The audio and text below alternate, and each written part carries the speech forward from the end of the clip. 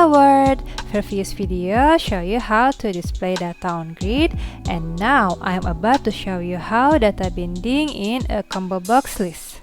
Again, I remind you to watch the previous video. That link will be put in the description box to understand this video. Okay then, first we add a ComboBox into form.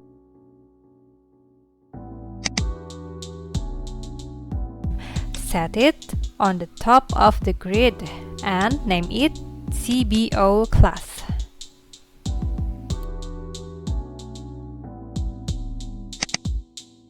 Go to code window. We add my data as data source of ComboBox. Then setting its display member and value member.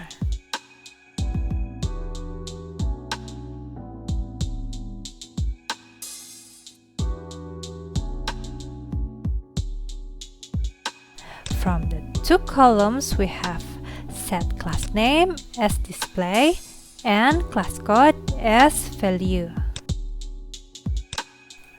Try to run the bug. Here it is, the result class display in ComboBox list. To make it clear, let's widen the ComboBox and run the bug again.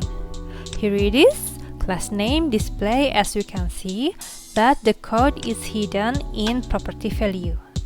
Property value usually used to save data into database as a foreign key.